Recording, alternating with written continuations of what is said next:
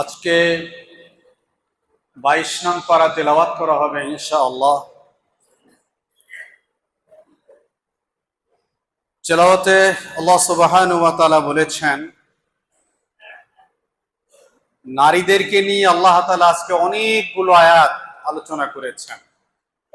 মাতৃজাতির মর্যাদা এবং তাদের সম্মানে আজকে সরাসরি কোরআনের আয়াত নাজিল করেছেন। এটা মেয়েদের জন্য আজকে আনন্দের বন্যা বয়ে যাওয়া উচিত এবং এই কারণে আগামীকালকে মসজিদে বেশি বেশি দান খয়রাত করা উচিত। পাশাপাশি পুরুষরাও তার ফলাফল ভোগ করবেন। আল্লাহ তাআলা বলেছেন, ওয়াকারনা ফি বুয়ুতিকুন্না ওয়ালা তাবাররাজনা তাবাররুজাল জাহিলিয়াতিল উলা। মেয়েরা তার ইজ্জত, সম্ভ্রম এগুলো রক্ষা করার জন্য, আভিজাত্যকে সুরক্ষা করার জন্য গৃহ অভ্যন্তরে থাকবেন, 5 ওয়াক্ত নামাজ পড়বেন, যাকাত ঠিক মতো আদায় করবেন। মেয়েদেরও যাকাত আছে, তাদেরকে যে সম্পদ দেওয়া হয়, তাদেরকে যে স্বর্ণ গহনা দেওয়া হয়, এই যাকাত কিন্তু মেয়েদের আদায় করা ফরজ। যদি স্বামী আদায় করে দেন সেটা তার প্রতি অনুগ্রহ করা হলো, কিন্তু ফরজ তার উপরে পালন করা।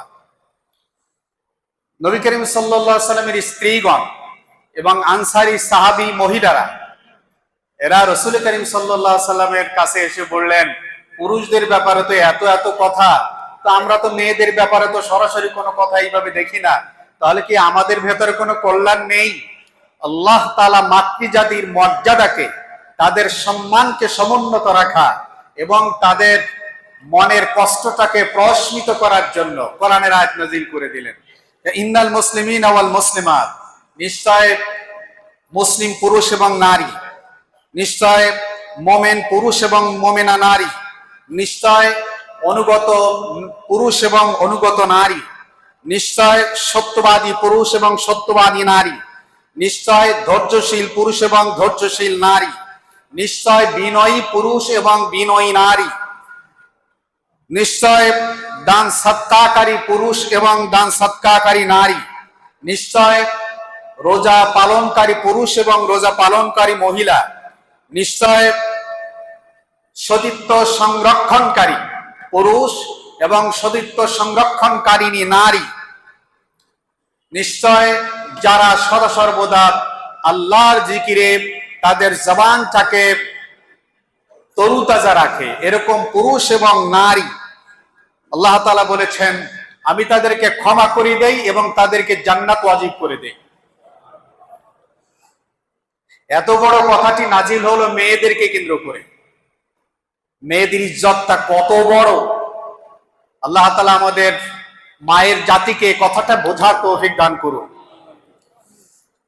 পালক পুত্র কোনদিন নিজের পুত্রের মতো না। আমরা মুখ বোলানো আত্মীয়তা স্থাপন করি, শরীয়তে এর কোনো মূল্য নেই। পালক পুত্র হযরতে যায়েদ বিন হারেসা রাদিয়াল্লাহু তাআলা আনহু, তিনি ছিলেন রাসূলের পালক পুত্র, কিন্তু যায়নাব বিনতে জাহাশ রাসূলের আপন ফুফাতো বোনকে বিবাহ দেওয়া হলো।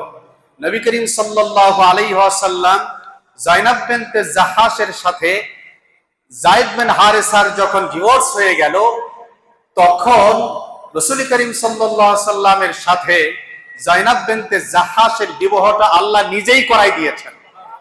জাওয়াজ না কাহা, আপনি বিবাহ করতে চাচ্ছেন না, লোক সমাজে কি বলবে, আপনাকে সমালোচনা করবে, বলো পালক পুত্র পুত্র না, আত্মীয়তার সম্পর্কে স্থাপিত হয় না। সুতরাং আমরা যে উকিল বা পালক পুত্র এই নানাবিধ নিজের আত্মীয়তা তৈরি করি, সৃষ্টি করি, এগুলো শরীয়তে কোনো কিছু না। এজন্যই আল্লাহ তাআলা বললেন যে এই আগত অনাগত এবং বিরাজমান সমস্ত কুসংস্কার দূর করার জন্য আমি এটা করলাম। এছাড়াও রয়েছে বহুমাত্রিক কল্যাণ নিহিত। আপনি অবশ্যই যায়নাব বিনতে জাহাশকে বিবাহ করবেন।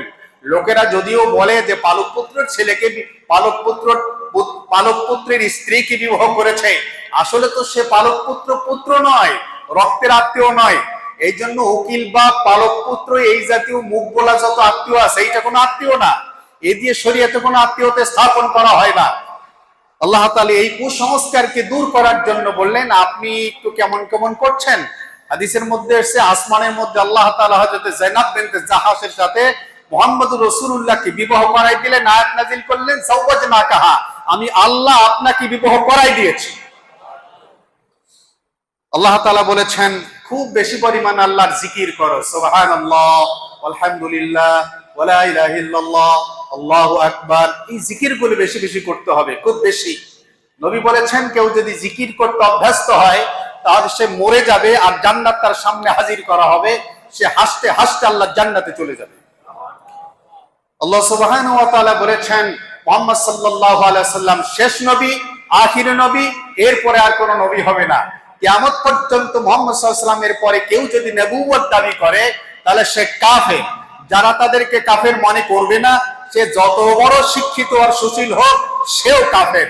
এইজন্য মুহাম্মদ সাল্লাল্লাহু আলাইহি সাল্লামের পরে যারাই নবুয়ত দাবি করেছে তার মধ্যে হচ্ছে মির্জা গোলাম আহমদ কাদিয়ানী, সে কাফের, এবং মির্জা গোলাম আহমদ কাদিয়ানীর অনুসারীরাও কাফের। তাদেরকে যারা কাফের মনে করে না তারাও কাফের। এই জন্য তাদের সমস্ত পণ্যগুলো বর্জন করা এটা মুসলমানদের ঈমান এবং নৈতিক দায়িত্ব। আল্লাহ সুবহানাহু ওয়া তাআলা বলেছেন, মেয়েদের সঙ্গে যদি কথা বলতে হয় পর্দার আড়ালে বসে নিরাপদ দূরত্ব বজায় রেখে কথা বলবেন। আল্লাহ সুবহানাহু ওয়া তাআলা উম্মতে মুহাম্মাদীকে সতর্ক করেছেন, বনি ইসরাইলের লোকেরা মুসা আলাইহিস সালাতু ওয়াস সালামের সঙ্গে খুব বেয়াদবি করত।